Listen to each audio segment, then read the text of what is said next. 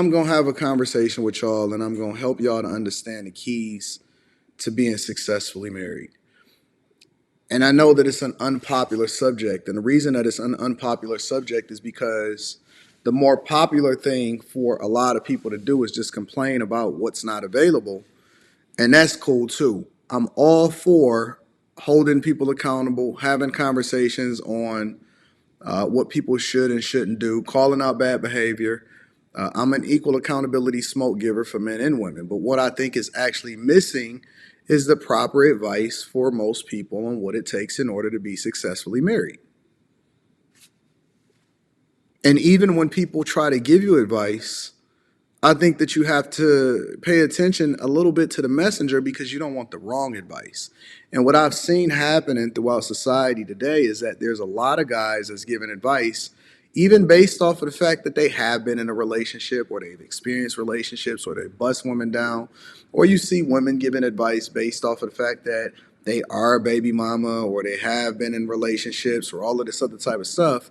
But very few people actually understand the keys to being successfully married while also being successfully married and not being a simp. Let me add that last part in there again, because your father came home and he brought his whole paycheck over to his wife and he got an allowance and half of y'all, and we've also substantiated this on multiple different shows and multiple different callers, didn't even know who their father is, don't even know who their father is.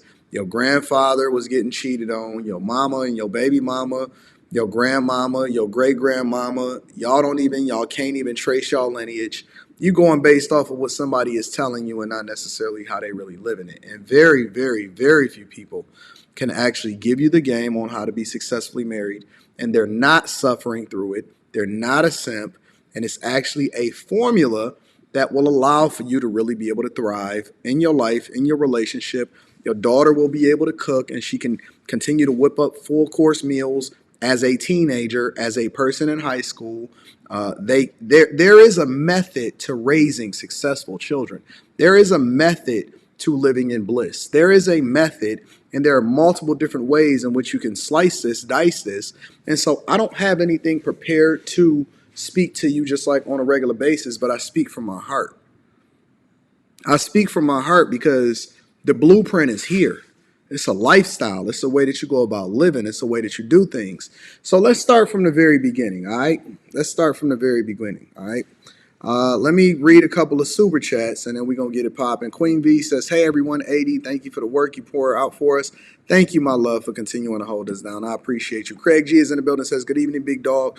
Me and my girl watching. Lace us up with the marriage game. Thank you. All right, so let's get it started. Let's get it popping. All right, make sure y'all hit a like for the algorithm, subscribe to the channel, and turn on your notifications. And again, I will be dropping a link in the description on how it is that you guys can be successfully married. Or you can come up and you can ask me questions. I'm just going to do phone calls. I don't expect for anybody to be on camera. So if you guys have any questions or you actually want to push back, you're more than welcome to. I don't run from any smoke whatsoever. All right, so let's start from the very beginning, okay? And the very beginning is the fact that you can't lead with the wrong intentions expecting to get out different results, right? So we're going to go through this process and we're going to go through each iteration one by one so that you guys understand it very, very clearly. I'm not going to make it complicated. I'm going to break it down from a C student's perspective.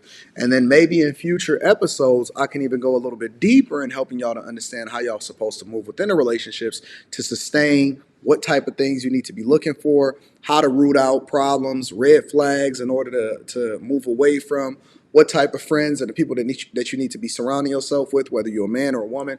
And we can go into that if that's something that you're interested in.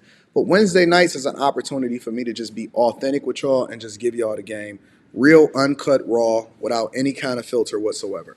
So the first thing you can't do is you can't lead into a situation because a lot of people think that they can date and they can vet for a proper spouse, and you cannot. Is it possible for you to swipe left or swipe right? Is it possible for you to meet somebody, then go on a date with them and all of this other type of stuff and then wind up getting married? Absolutely. But as we already know that the possibility of you staying married, especially considering the divorce rate, is very, very high. It always has been. and even the reasons that you guys get divorced is it can't even really be substantiated. You can use data, you can use stats, we can say irreconcilable differences, but what the hell does that mean? You can say people break up for money, but what the hell does that mean? Because you don't have any context as to why. Did they break up because he lost his job? Did they break up because he got too much money and then they changed and they broke apart because they wasn't prepared for the success? Did they break up because somebody cheated and then you didn't have enough money to be able to keep her because she was already on edge? So even with stats and data and statistics, it's very difficult to parse through because we don't have the context behind why people are breaking up or not even getting married in the first place.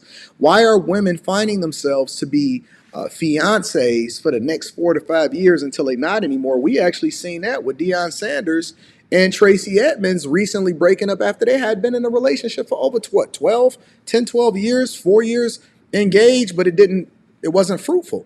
Cardi B and Offset just got getting broke up. Iman Shumpert, I mean, you just name it. All of these celebrities, they can't give you the sauce because they don't understand. And it ain't enough money in the world to keep you married.